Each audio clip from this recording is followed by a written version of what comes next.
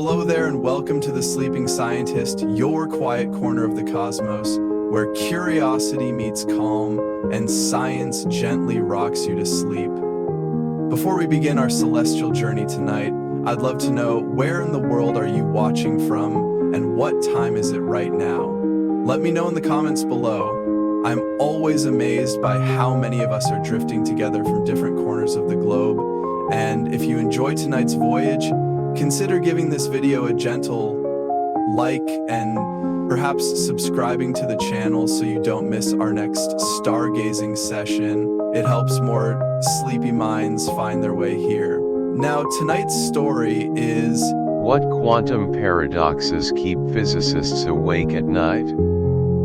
Cyclone Chapter 1, The World Beneath What You See. You close your eyes, but the world beneath doesn't sleep. Atoms shimmer, particles hum with unknowable motion. The ordinary dissolves into the strange, the certain into the uncertain. Tonight, you step into a world that behaves like a whisper. And you begin to wonder, can anything ever truly be still? You lie still beneath your blanket, the air quiet, your body warm. Outside your window, the world is resting, lamps dimmed, traffic hushed, birds gone silent in the trees. But beneath the stillness, something stirs. Not in the streets or skies, but inside you, in the fabric of everything. Your body feels still. The room is calm. But at the smallest scale, beneath the surface of skin and breath and thought, particles are moving, dancing without rhythm, without rest. You are made of atoms. And atoms are not still things. They are built from emptiness and energy, a nucleus surrounded by probability. A cloud of maybes orbiting a heart of maybe something. Imagine looking deeper. Beyond skin, past cells, beneath molecules. You float inward, drifting through the soft warmth of your own being. As if your consciousness could ride on a gentle tide into the subatomic. You pass proteins, twist through spirals of DNA.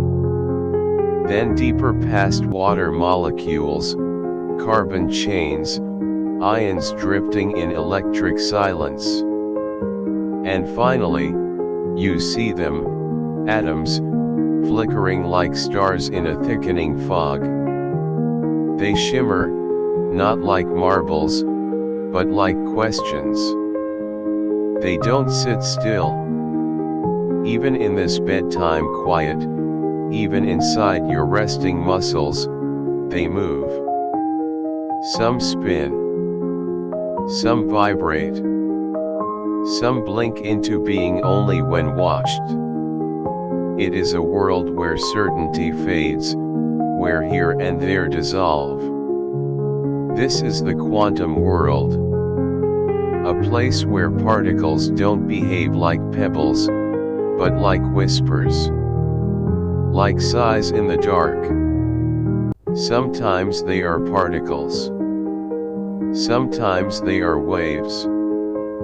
Sometimes they are neither, just a presence, waiting to become. You drift through this soft chaos, weightless in thought. One electron passes, not along a single path, but across many. It could be anywhere. And maybe it is. Until you ask. In this world, to ask is to shape. To wonder is to change. To observe is to collapse the infinite into one. The act of looking narrows reality into a choice. But before the glance, all possibilities hum together, overlapping like chords in music. You float alongside a photon, a packet of light. It travels without time, without mass, a flicker that acts like both a wave and a particle. It doesn't decide what it is until it meets you. Until your presence forces it to choose. You think of your breathing, the rise and fall, the in and out of rhythm, slow and steady. Even here, at rest, your lungs move molecules in and out, each breath touching the same invisible world. Everything around you, and within you, follows quantum rules that break our sense of logic. A particle can be in two places at once. It can tunnel through walls. It can affect another particle halfway across the galaxy. Instantly, as if space were only an idea, not a distance. You turn gently on your side. Your thoughts like leaves floating on a quiet stream. You remember that the screen of stillness you see, the wall, the lamp, the curve of your hand, is not what it seems. Every object, every piece of matter, is alive with invisible motion. Nothing is truly still. Stillness is a feeling, not a fact. You imagine an atom inside your hand. The nucleus is tiny, dense like a marble in the center of a football field. The electrons, just a mist. A cloud that might be near or far, fast or slow, or something in between. If the atom were a room, it would be almost entirely empty. But this emptiness holds energy, potential, vibration. Even in darkness, it sings. And it's not just the physical things. Your thoughts too may be shaped by this strange realm. Some scientists wonder, does the brain, in its quiet corners, brush up against quantum rules? Do our choices, our memories, our dreams flicker in and out of possibility, collapsing into meaning only when felt? It's just a question. But here, in this slow, drifting night, questions are enough. You let yourself float in the thought, not needing answers, just wonder. Not needing certainty, just presence.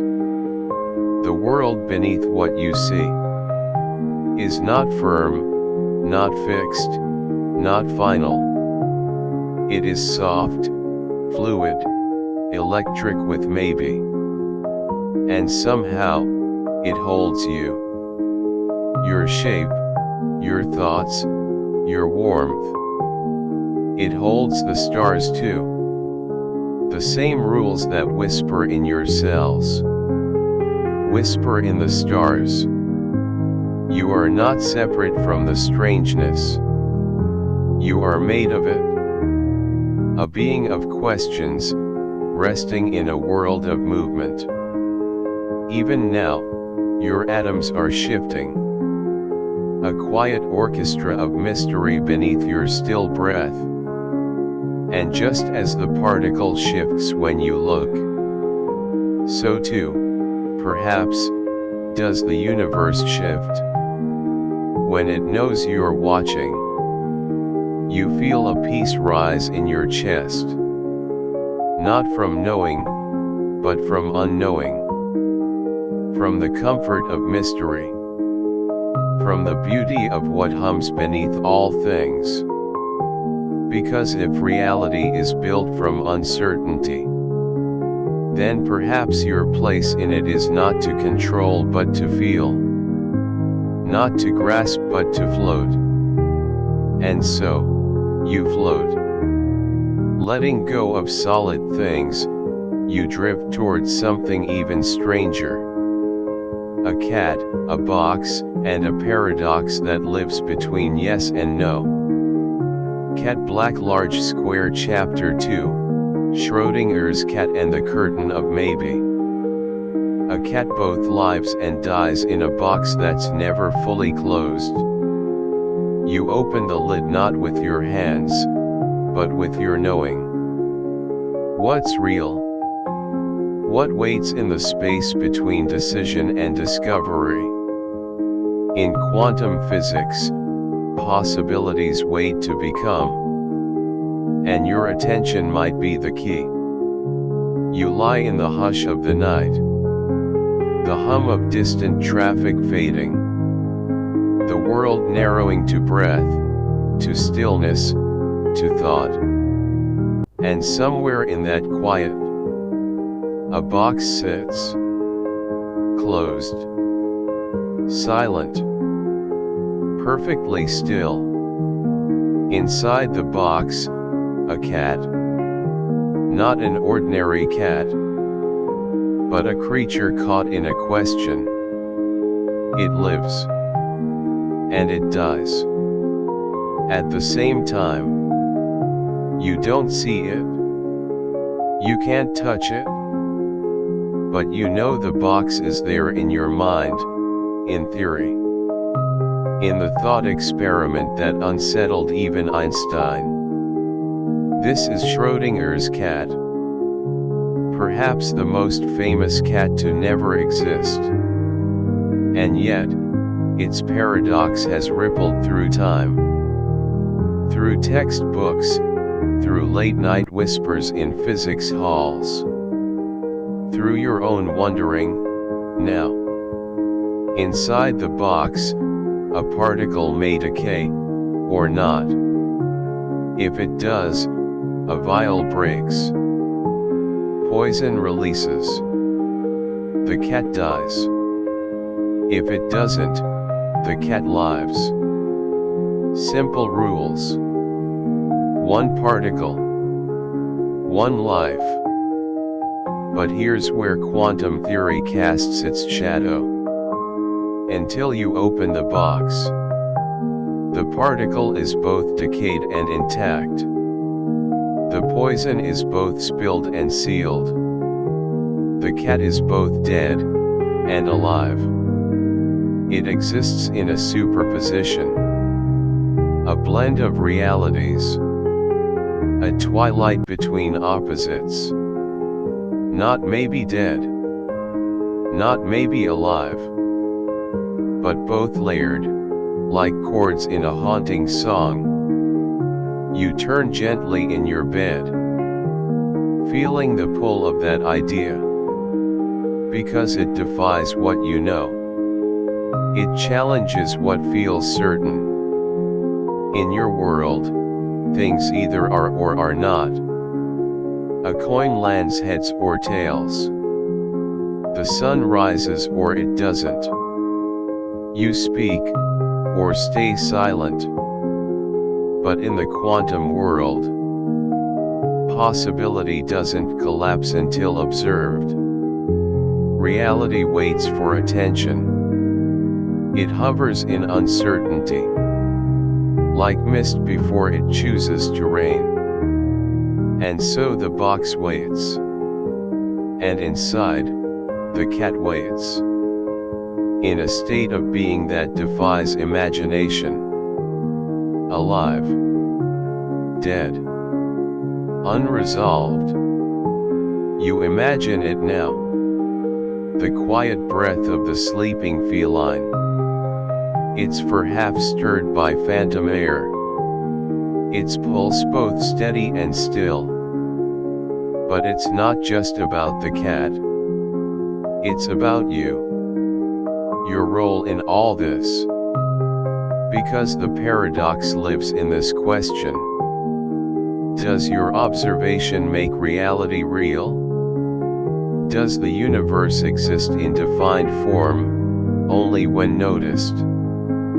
You think of the small things you overlook each day. The dust on the shelf. The dream you almost remembered.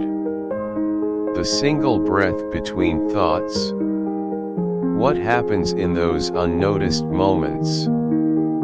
What flickers into being when you decide to look? In the quantum world, to look is to collapse the wave. To measure is to decide. Your attention isn't passive, it's creative. You don't just witness. You co-author the moment. And this is the curtain of maybe. A veil the universe wears. Until your awareness touches it. You stretch your mind toward that curtain now. Not to rip it open, but to understand the gentleness of not knowing. You lie beneath the weight of blankets. But the idea drifts light as stardust in your thoughts. This cat in the box. This paradox curled inside possibility. Asks nothing of you. Only that you stay curious. You close your eyes again.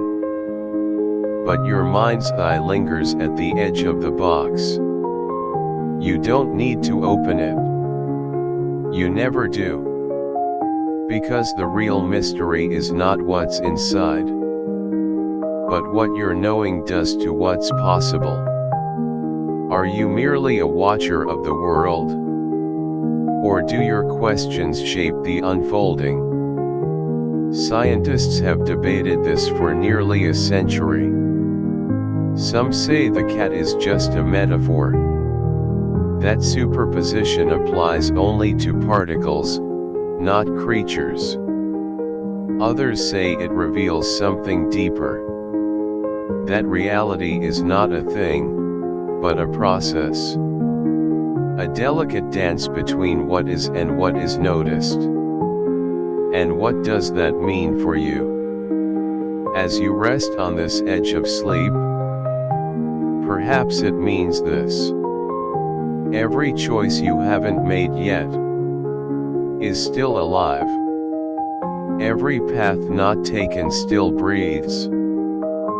Possibility is not behind you, it surrounds you.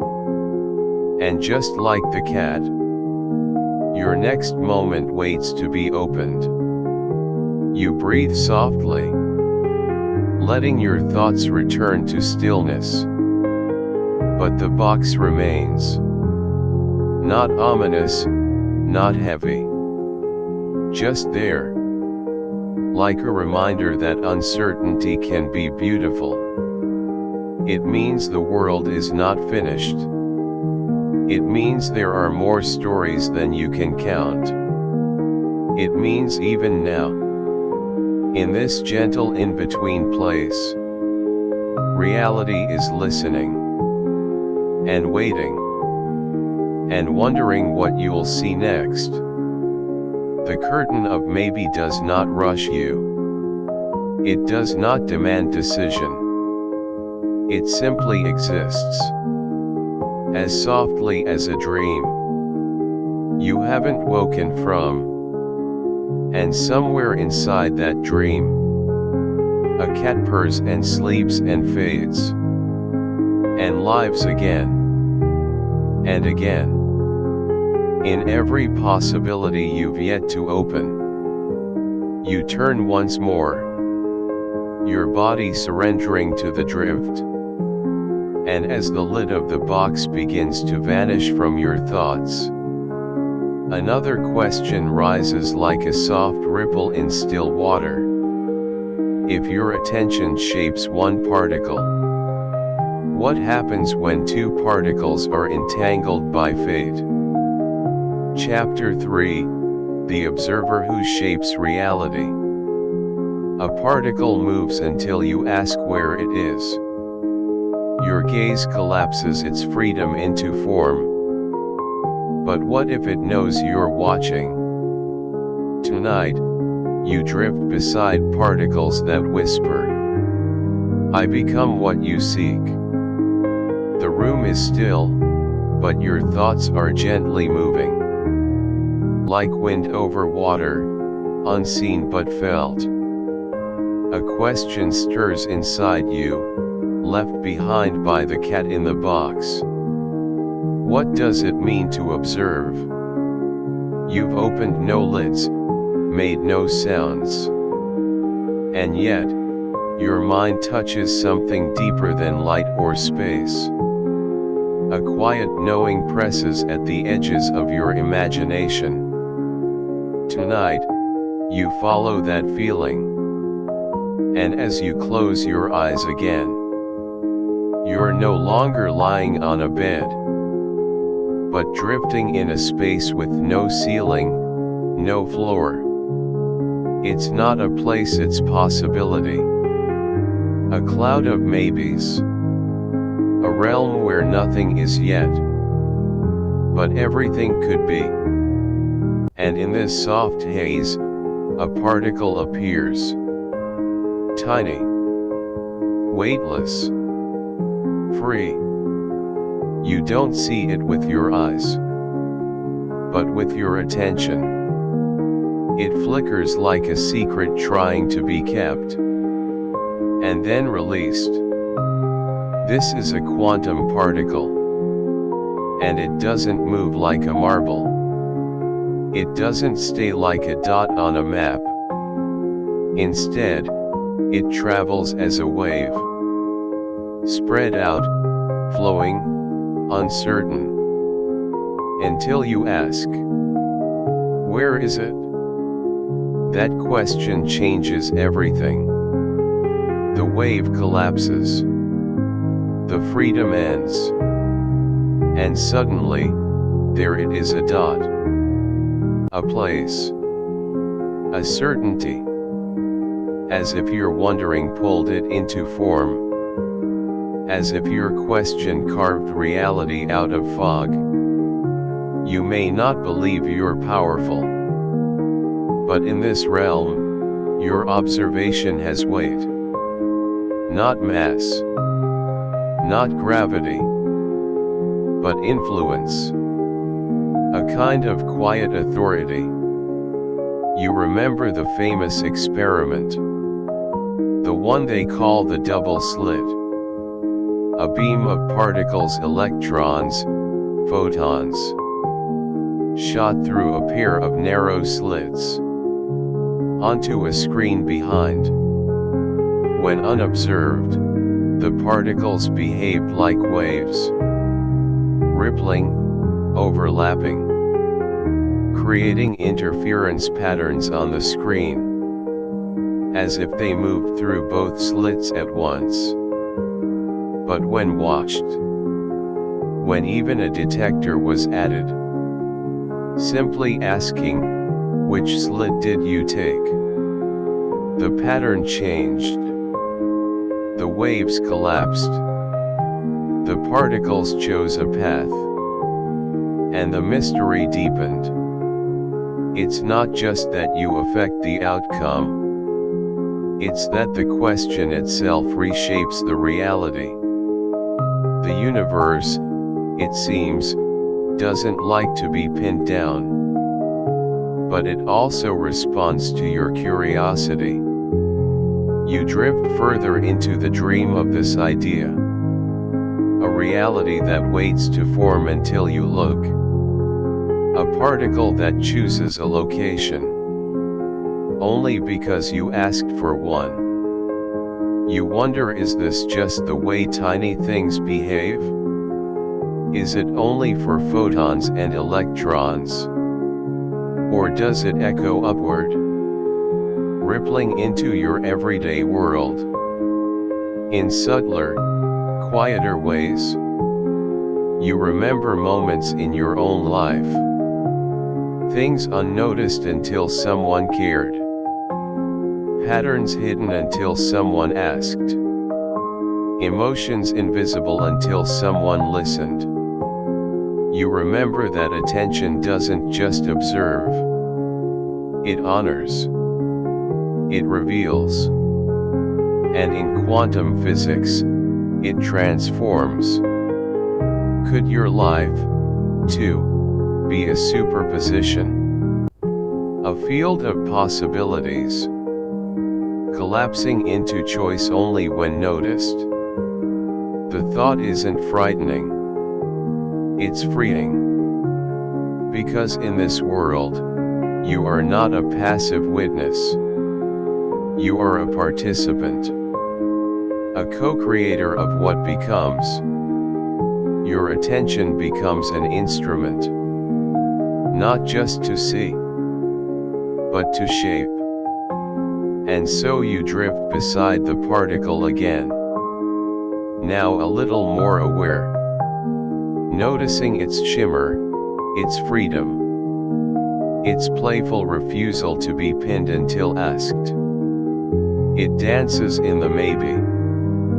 And maybe, so do you. You let your breath follow the rhythm of this thought. Inhale possibility. Exhale presence. And between the two, the moment collapses into reality. The old physicists used to argue about this. Einstein called it incomplete. Bohr called it profound.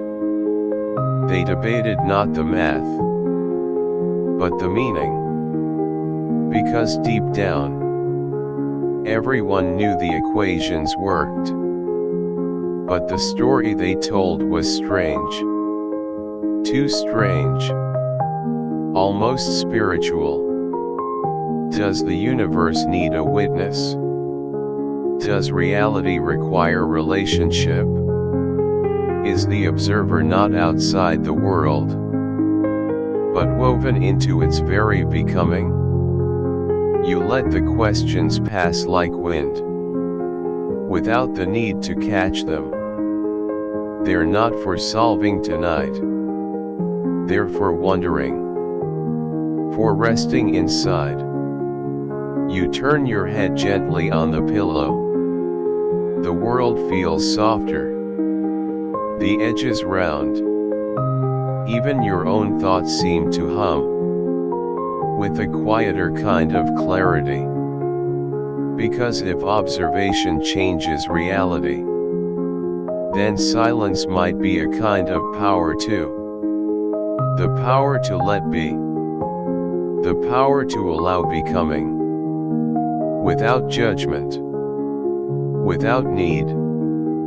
You picture a single photon again, hovering in that wave of maybe.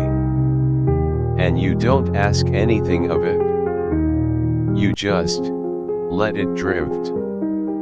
Unwatched. Unforced. Free. And for a moment, you feel what the quantum world might feel like. Unmeasured, undivided, whole. You return to your body, to the weight of your blanket, to the shape of your own breath. And yet, something inside you feels different. Less certain, maybe, but more alive, more aware. Because you understand now. Not with logic, but with feeling. That the universe becomes what we seek. And that your seeking matters. You close your eyes. Not to shut out the world, but to become part of the question again. To rest inside the wonder. To release control. And float in the wave of what could be. And somewhere, just before sleep, you feel two particles, half the universe apart, respond to each other in silence. One moves, the other stirs, and distance forgets itself, and time forgets to tick. You wonder, softly, what invisible threads connect us all?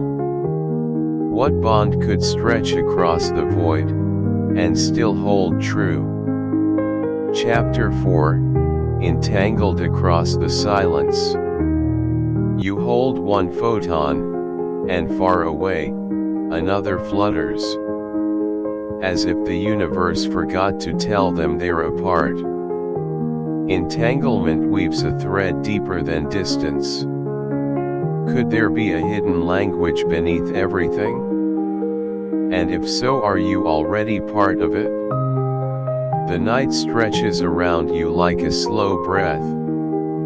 Your body is quiet, your thoughts like threads, gently unspooling. You feel no edges, no urgency, only drift. And in that drift, a connection begins to form. Not a sound, not a sight, but something stranger. A tug without tension. A presence without location. Imagine this. Two particles are born together. From the same burst, the same flicker of light. They share a beginning, and then they part. One travels left, the other right. One dives into your palm, the other vanishes into stars. And yet, they are not separate. Not really. They are entangled. A word that sounds human, emotional. Like vines or fates or friendships. And in a way, that's not wrong. Because even across galaxies, what happens to one still touches the other. Instantly. Without delay. As if the space between them doesn't exist. You picture this now. You hold a photon in your hand. It spins softly, like a coin mid-flip. Far away, its twin waits. And when you look, when you measure the spin in your hand, its twin spins too. Not by chance, but as if it knew. No message passed. No signal sent. Just entanglement. Einstein called it spooky action at a distance. Because it shouldn't be possible. It breaks the rules of what we thought was speed, was cause, was space. And yet, it's real. Proven. Repeated. True. Two particles, bound not by string or signal, but by shared being. By a thread deeper than space. You lie in bed, but the idea draws you outward. Past the walls, past the trees, into a sky thick with possibility. What if everything was once entangled? What if, in the beginning, all matter was one warm breath, then scattered, but never truly alone? You think of yourself, your hands, your breath, your thoughts, made of particles, and those particles, made in stars, and those stars, born from the same cosmic cradle, as everything else. Maybe the moon is not far. Maybe your breath stirs molecules that once danced in other lungs. Maybe everything touches everything. Quietly, invisibly. Like music felt, not heard. Entanglement doesn't allow us to talk across space. It can't send messages. But it says something deeper. That connection is real. Even when it cannot be used. That a bond can exist. Without a purpose. Without a plan. Simply because it began together. You turn softly in your bed. Somewhere in your body, particles hum that still remember each other from light years ago. You are not made of isolated pieces.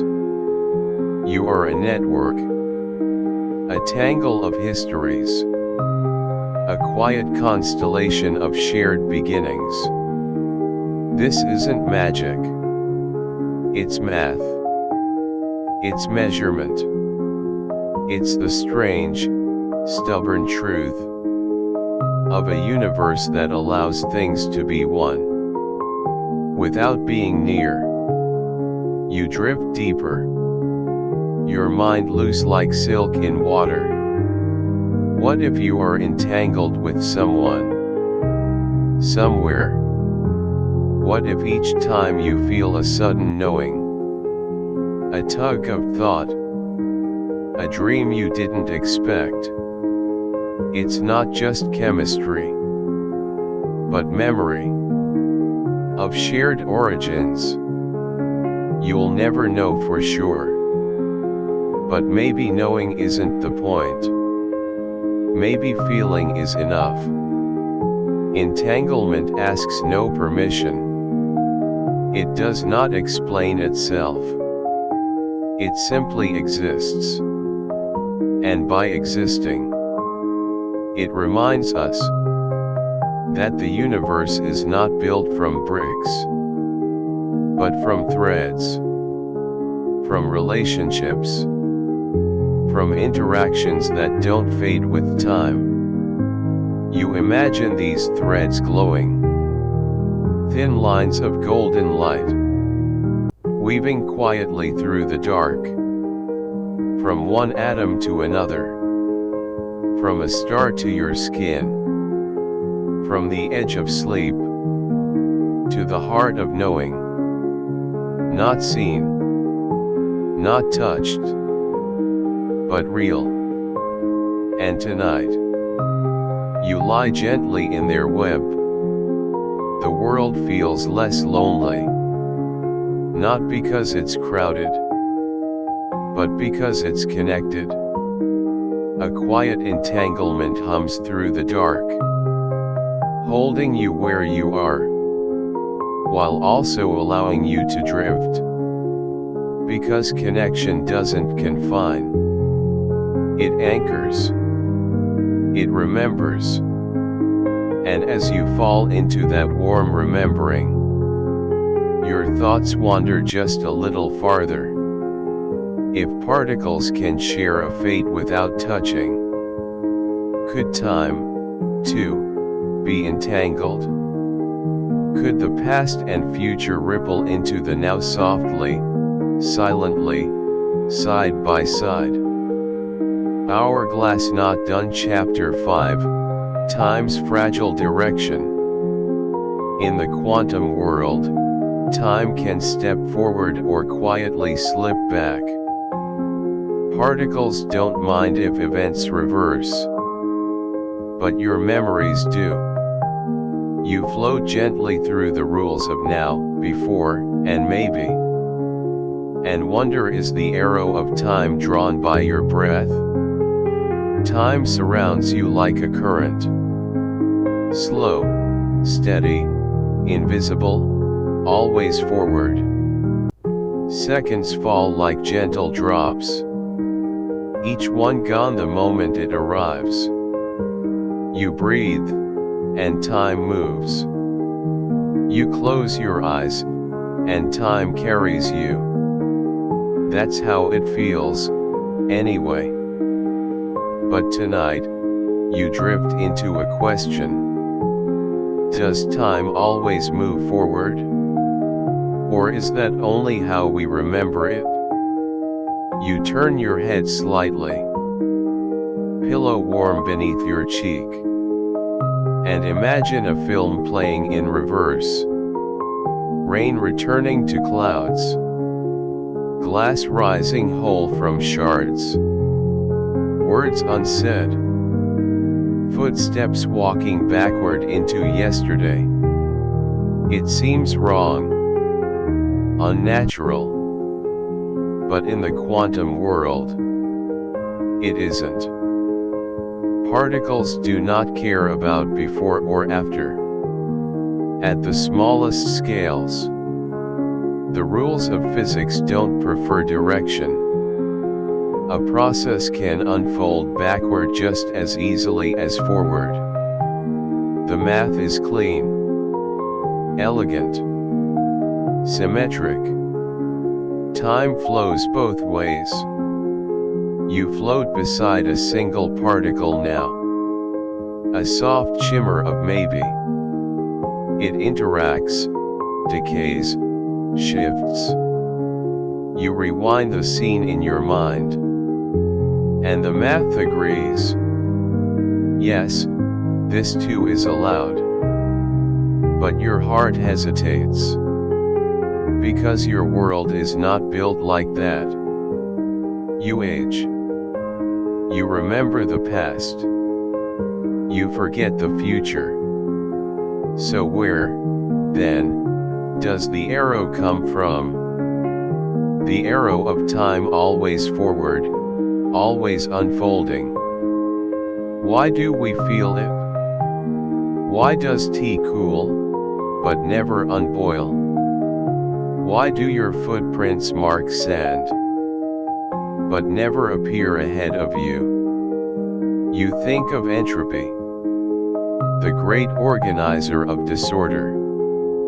In any closed system, things tend toward chaos. Not because the universe is messy, but because there are simply more ways to be disordered than to be arranged. A deck of cards, perfectly stacked, can only become more random when shuffled. Never the reverse unless by a miracle. And so, time feels like direction. Because with every second, entropy increases. Order slips away. Ice melts. Stars burn. Memories form and fade. You lie still. And within you, billions of molecules shift ever so slightly toward disorder. But in that drift is motion. And in that motion is time. Still, the quantum world has its own secrets. There are particles, like the kaon, whose decays are not quite symmetrical. A tiny tilt in the mirror. A faint preference for forward over backward. Some physicists wonder, is this the seed of the arrow? A quantum whisper that, multiplied across the cosmos, becomes a direction? Or maybe the arrow comes from you, from your remembering, from your noticing that one moment follows another, from your mind's insistence that cause must come before effect. Could it be that your experience of time is not built into the universe, but into consciousness? You drift deeper into this thought, suspended in the in-between. Because here, in the soft quantum mist, the future is not forbidden. It waits, just as the past does. Both held lightly by the wave function, waiting to collapse. And maybe, just maybe, they collapse together. You feel the edges of your memory now. Not what you remember, but how. The way moments line up. The way stories build. The way tomorrow hasn't yet arrived. That sensation of flow, of unfolding, is more than biology. It's a rhythm written into your being. But it's not required by the particles themselves. They can dance in either direction. And yet, when billions of them move together, as in a cup of tea, or a turning galaxy, or the steady beat of your heart, they choose forward. Or maybe forward chooses them. You turn again in bed, and feel the softness of now. This moment, quiet, unnoticed, real. And in this stillness, you wonder, what if now isn't a single point, but a smear, a shimmer across time's fabric, not unlike a particle across space. You imagine holding now in your hands, but it's slippery, like light, defined only when seen, gone as soon as touched. The quantum world has no clock hands, only probabilities, only potentials. Time does not tick, it waits, until something interacts, until something becomes. So maybe time isn't a flow at all, maybe it's a field, and you are the one walking through it. You're not being carried forward. You are choosing forward. With every thought, with every breath.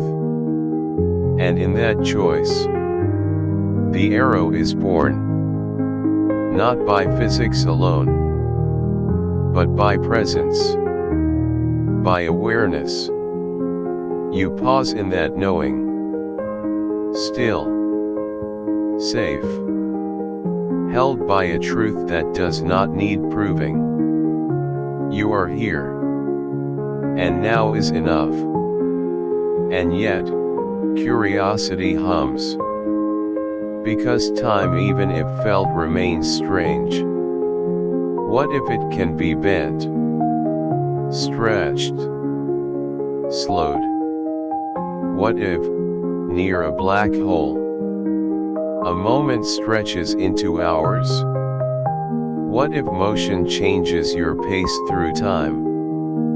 You recall the astronauts, those who've flown fast, close to light's limit, and returned a little younger.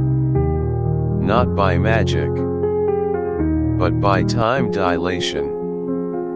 And you begin to see, time is not rigid.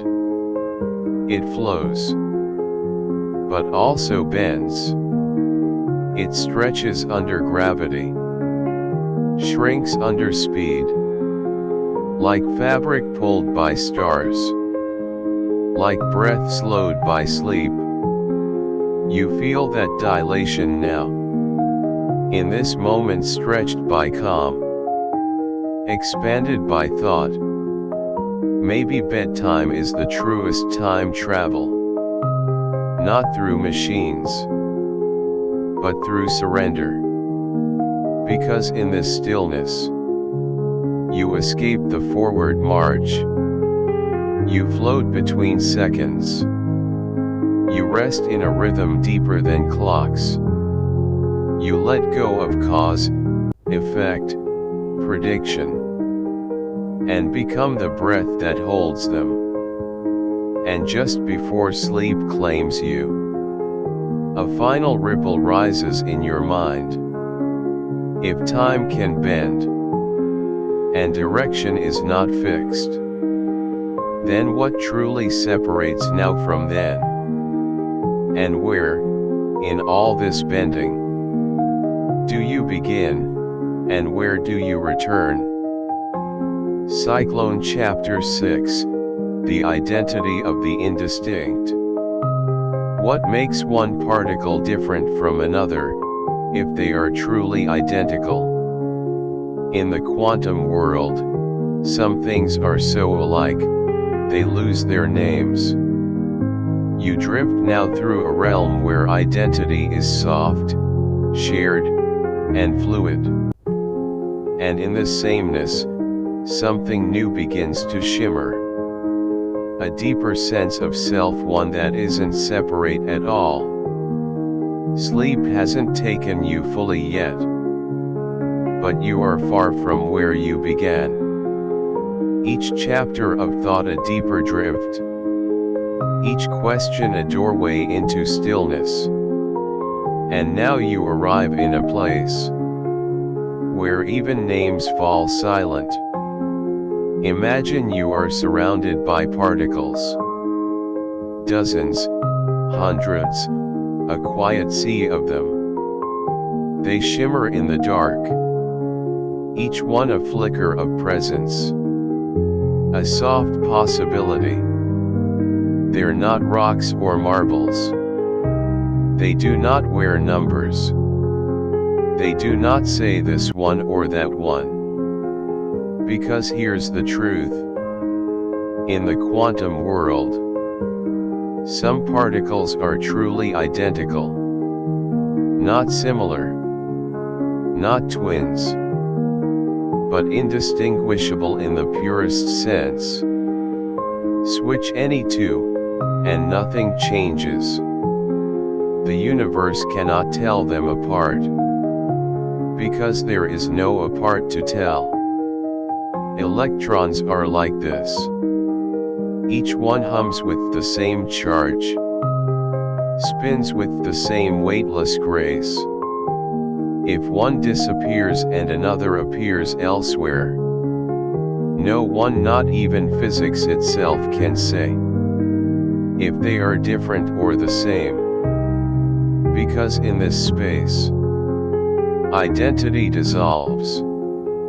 And yet, identity is how you know yourself. Your face. Your voice. The name whispered when you were born. But here, in this sea of sameness, you feel a different truth. That perhaps identity, too, is a matter of perspective. That perhaps being you is more about relationships than borders. More about motion than label. More about pattern than position. You breathe softly and wonder if every electron is the same. Is there only one? One particle, dancing everywhere at once. One presence, wearing many masks. The physicist John Wheeler once dreamed this. That perhaps every electron is just a single one. Zigzagging through time. Creating the illusion of many. It sounds like poetry. And perhaps it is. But the equations don't forbid it. They shrug. They say, maybe. You float beside one such particle now. It glows softly, not brightly. It asks for nothing. It doesn't know its name. It doesn't know if it's here or somewhere else pretending to be here. And in this ambiguity, you feel no fear, only peace. Because without separation, there is no loneliness. Without labels, there is no judgment. Only presence. Only being. Only this. You imagine again. If two electrons swap places, they do not leave footprints. No trail. No history. Just a rearranged silence. What does it mean to exist without an edge? To be something not because of difference, but because of rhythm, because of harmony. You think of sound now. How a note is not a thing, but a vibration. how it only lives in the space between silence. What if you are like that, too? Not a fixed thing, but a pattern, a resonance, a song sung for a while, in the fabric of the world. And when your voice quiets, others will sing, not in your place, but through your same thread of being. You are not erased. You are echoed. That's what quantum indistinguishability teaches. That identity isn't ownership. It's emergence. It's what happens when matter moves in rhythm, and space listens. You feel it now. Not in thought, but in stillness. A deep, slow certainty that being alive doesn't require being separate. You are part of a pattern, wider than form, softer than time, older than memory. And just before sleep gathers you fully, a final whisper rises from the heart of sameness itself. If particles can lose their names, what happens when two become truly one? Not side by side but overlapping, inseparable, merged. Chapter 7, The Fusion of Fermions and the Dance of Bosons. Some particles refuse to share a space. Others overlap so perfectly, they become one. You drift now through the strange quantum rules of sharing and solitude, where electrons repel not from hate, but from identity, and light particles waltz together in silent unity. This is where matter learns to build, and energy learns to sing. You drift deeper, the body still, the mind afloat. Each breath like a soft wave, lapping against the edges of mystery. You remember what came before. Particles that lose their names, that swap places like whispers in a dream. But now you sense something more. Not just sameness, but behavior. The way particles move, not just what they are. And here, in the quiet folds of quantum space, you meet two kinds of beings: fermions and bosons. The first fermions are solitary. They do not like to overlap. They cannot share the same space, the same state. It's not anger. It's law. The Pauli exclusion principle. No two identical fermions may be in the same quantum state. Electrons are fermions. So are protons, neutrons. The particles that make you, you. That's why your body holds shape. Why your atoms don't collapse. Why you are here, not somewhere else. Because these particles say, I must be distinct. I cannot be where another is. You feel this as structure, as boundaries, as the quiet dignity of form. It's not rejection. It's architecture. Fermions build the bones of the universe by refusing to share. But then come the bosons, particles of light, force, and connection. Photons, gluons, the graceful graviton, perhaps. And these, they do not resist. They overlap. They merge. They amplify each other. Place one photon in a state, and others are drawn to follow. They want to be together, to echo, to synchronize. And this is why lasers exist. Because photons don't just coexist. They move in unison, like dancers, spinning in perfect rhythm, sharing the same pulse. You float between them now. The solitary fermions, the social bosons, and you feel something familiar. Because aren't you both, too?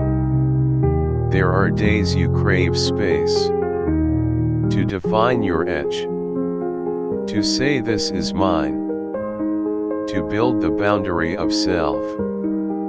And other days, you dissolve into music, into laughter, into the shared breath of another human. You are sometimes fermion, sometimes boson, sometimes builder of walls, sometimes singer in the choir. The universe holds both truths, both needs, the need for structure, and the need for fusion. You imagine now, two electrons approaching. They slow, sense one another. And though they are alike, they veer apart. Each insists on space. Then you picture two photons. They meet and intertwine. They don't compete. They become a single thread of brightness, moving as one. The rules are written deep, not in stone, but in spin. Fermions spin in half steps, bosons in whole. It's not motion, it's character. A signature the universe never forgets. You smile softly, because this is the gentle genius of the cosmos. Particles are not just what they are how they relate. You wonder now, what if these rules echo upward? Not just in atoms, but in emotions, in people. Some of us need solitude to hold our shape. Others bloom in shared space. And sometimes we change. From fermion to boson.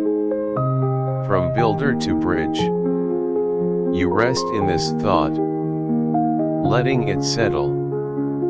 Not every being needs the same kind of closeness. Some truths are built by separation, others by union. And both are beautiful. You feel it now in your own body. Electrons locked in place, defining the shape of your bones, your eyes, your hands on the blanket, and around you. Light flows, bosons brushing your skin as warmth, as silence, as the memory of stars. Because photons, the bosons of light, were born when the universe first glowed. They have touched everything. They move freely, carrying not just energy, but presence. And some of those photons now kiss your face. Though you cannot see them, they are the breath of stars, traveling to find you. Joining. Always joining. You feel no need to decide what you are. Because tonight, you are allowed to be both. the shape and the shimmer, the self and the song, the one who steps back, and the one who steps close. And just as sleep begins to fold around your thoughts, a final paradox hums in your mind. If some particles repel, and others merge, what happens when two states both exist, not one or the other, but both? Can something be true and false at the same time? Chapter 8, The Quantum Logic of Maybe. In the quantum world, truth is not a switch, it's a shimmer. A cat can be alive and not alive. A particle here and not here. Tonight, you drift through the strange land between yes and no, where maybe is not confusion, but clarity at rest. The night holds you softly now. You are neither fully awake nor fully asleep, suspended in a space where opposites blur. Between day and dream, sound and silence, thought and feeling. It is here that you begin to understand quantum logic. Not the logic of computers and clocks, but the quiet, trembling logic of maybe. You recall the famous cat, Schrödinger's cat, sealed in a box, tied to a particle's fate. Is it alive or dead? Before you look, before you open the lid, the answer is not known. But more strangely, the answer does not exist. Not yet. Not until observation. In the world you know, things are either true or false. Yes or no. Up or down. But in the quantum world, truth can rest in superposition. Not here or there, but both. You picture a particle now, drifting in the dark. It does not commit. It does not decide. It holds all possibilities at once. As if wrapped in fog. As if every version of its story waits patiently for your attention. And only then, when observed, does it settle? Does it become? This is not indecision. It is a deeper kind of presence. A readiness to become many things. Until the moment calls one forth. You lie still, and feel this idea settle inside you. That may be the most truthful state. Is one that contains many outcomes. That certainty can wait. That clarity can arrive gently. Not through force, but through unfolding. You think now of yourself. Of moments you could not explain. Of feelings that held two meanings. Of memories that shimmered with contradiction. And you wonder, were those failures of logic? Or were they moments of quantum truth? Because perhaps you, too, are sometimes in superposition. Both brave and afraid. Both holding on and letting go. Both certain and questioning. You do not need to resolve the paradox. You only need to witness it. You float now beside a double-slit wall. Particles pass through. And when not watched, they take every path. They ripple. They interfere with themselves.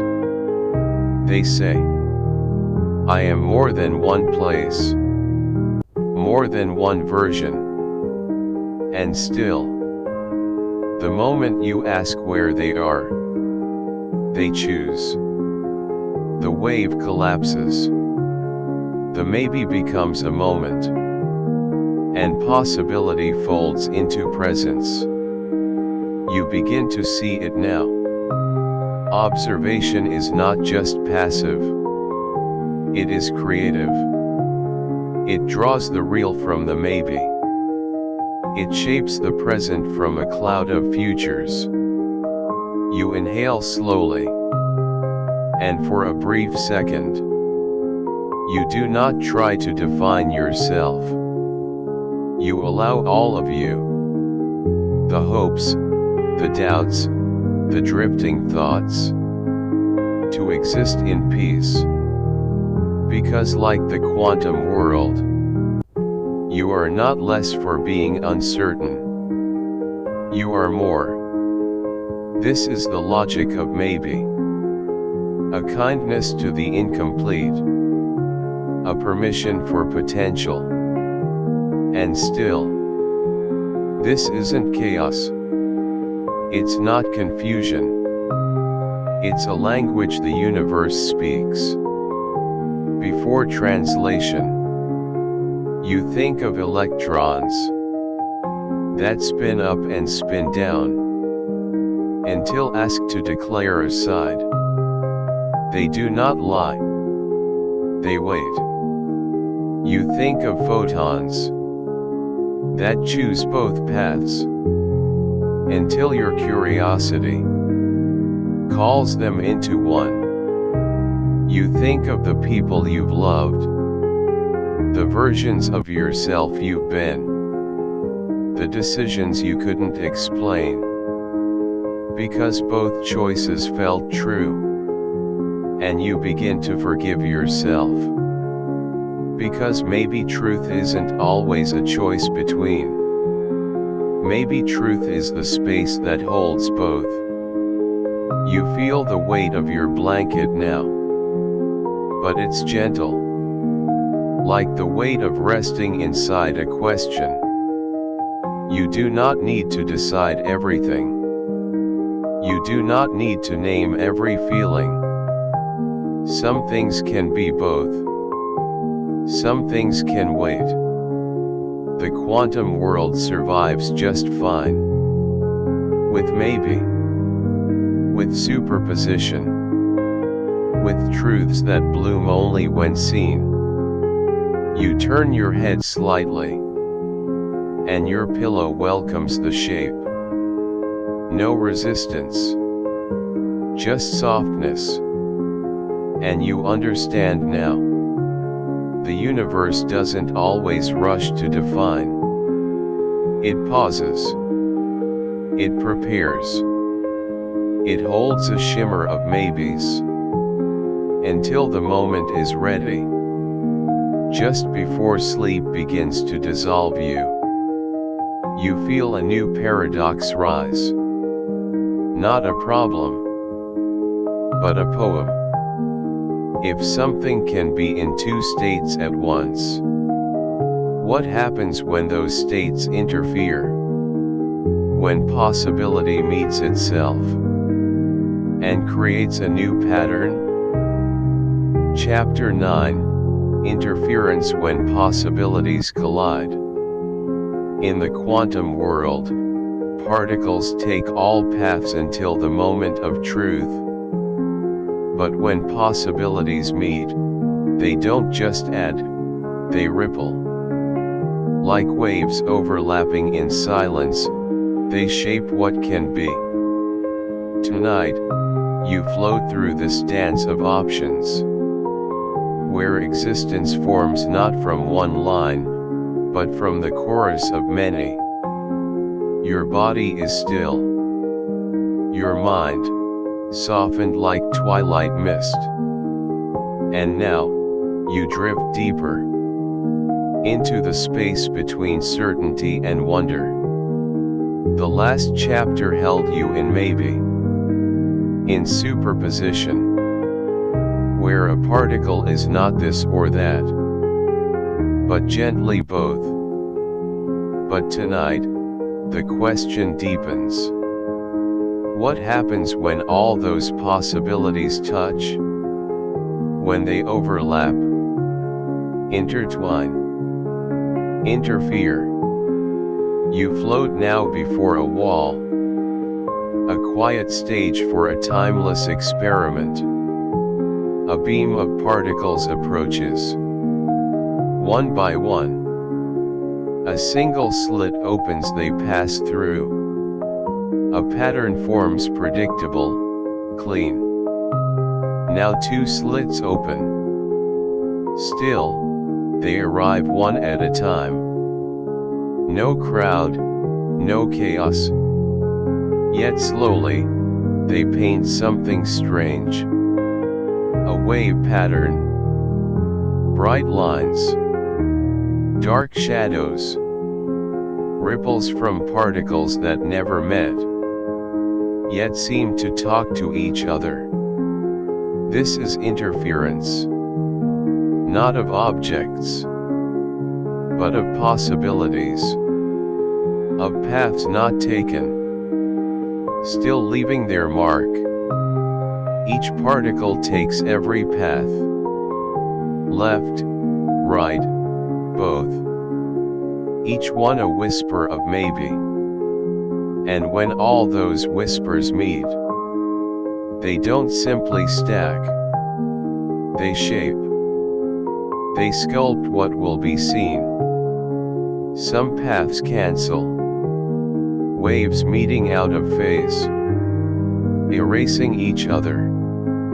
Others amplify, combining into brightness, becoming more together than alone. You watch this dance, not as an outsider, but as someone who understands what it means to hold multiple truths. Because you, too, have lived with paths not taken, choices undone, versions of yourself that only existed in dreams. But perhaps they didn't vanish. Perhaps, like quantum waves, they interfered. They shaped you by not becoming you, not by existing, but by gently shifting what could exist. You feel that now.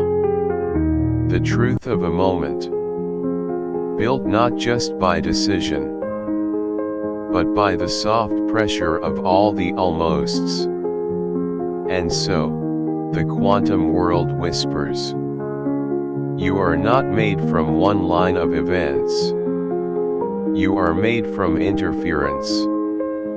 From the shimmer of alternatives that gave way to who you are.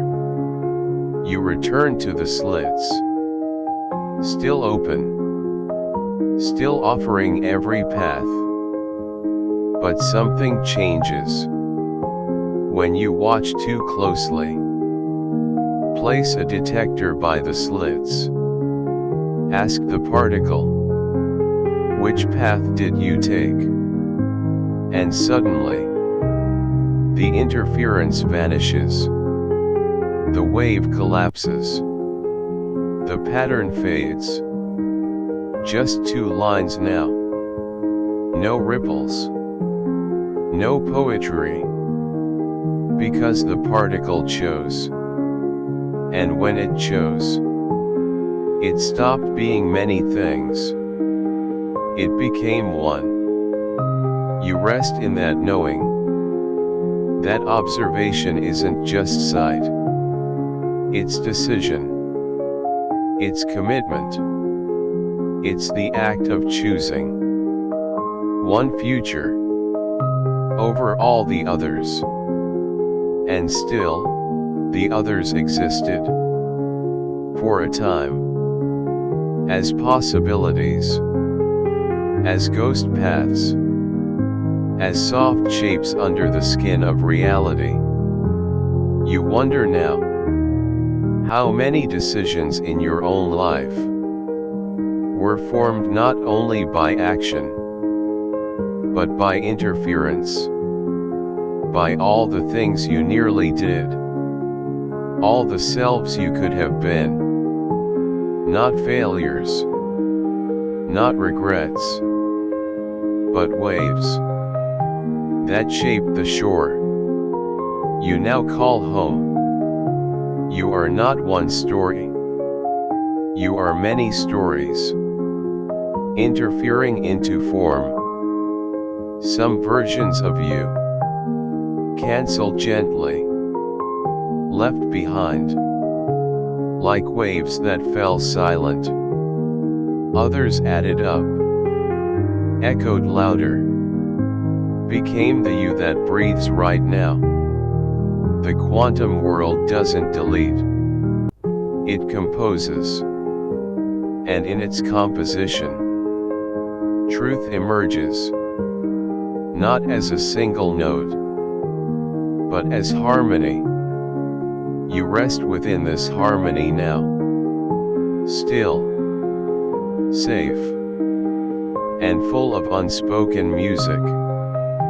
Because even now, the universe is making decisions.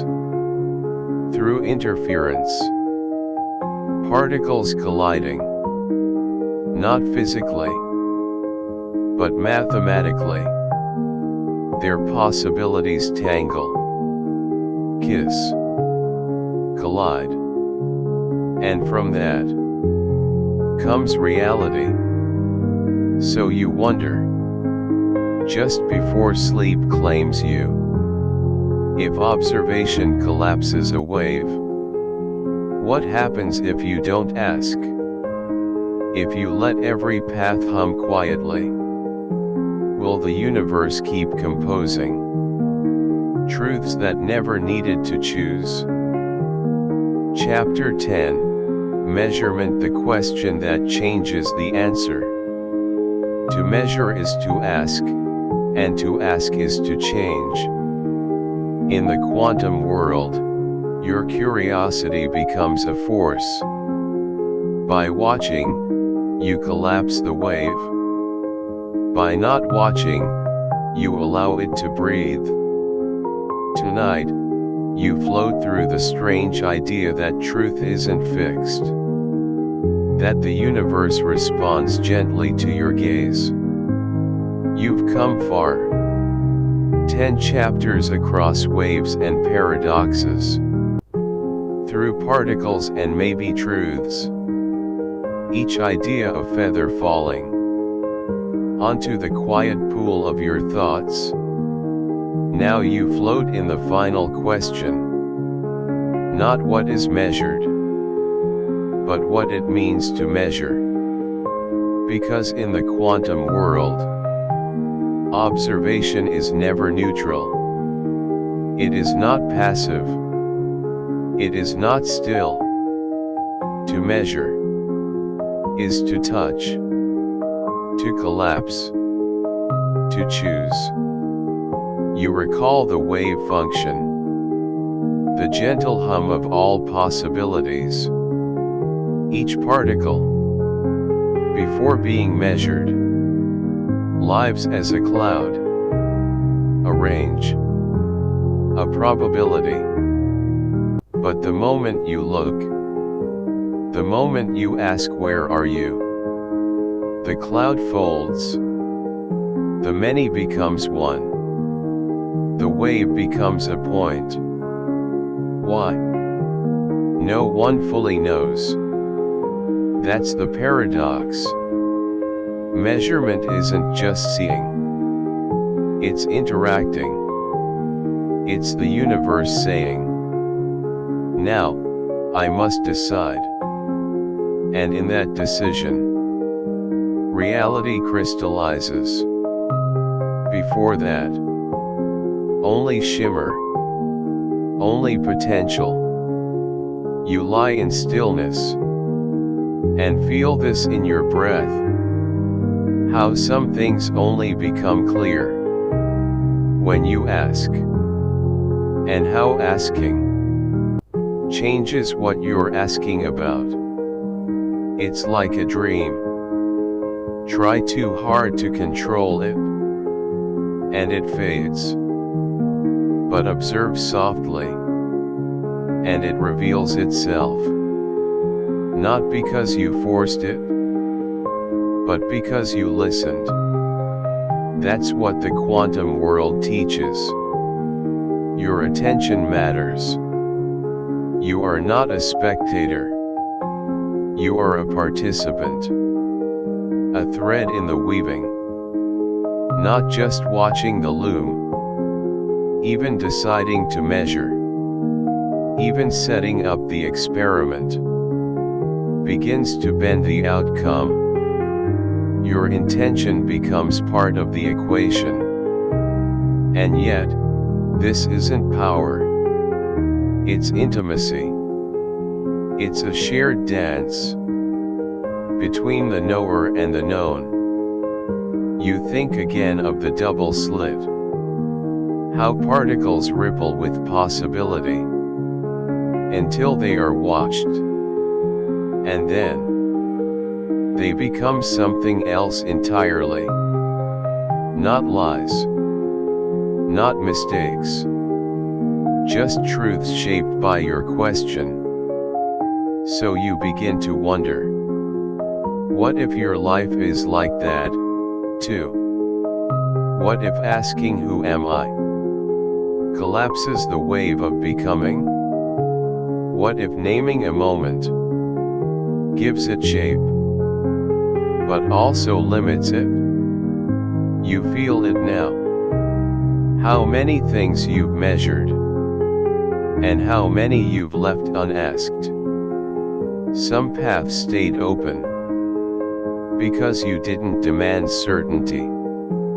Some truths arrived, only when you were ready to receive.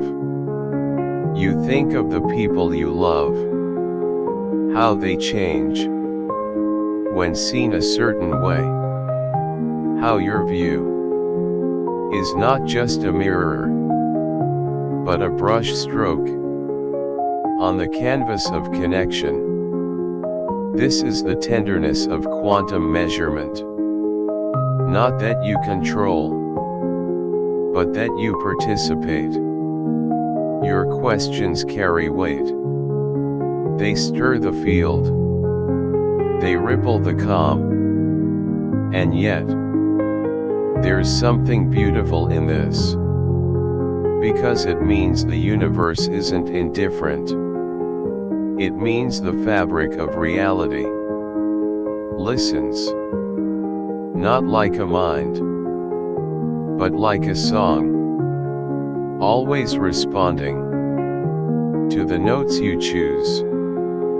So you rest now. Not seeking answers, but marveling at the questions. You are not outside this mystery. You are inside it. A part of it. An experiment that touches itself. And in this final thought, you return to sleep. Not as a break from knowing, but as a deeper way to understand. Because in sleep, you stop measuring. You stop collapsing the wave. And your dreams, they bloom from superposition. From the space where all paths still exist. Where you are everything you might be. And every question is still forming. You exhale softly. Letting go of what is. Letting in what may be. And just before you drift fully away, a final whisper comes. If every question changes the answer, then what happens? When you ask nothing at all, and simply let the universe unfold?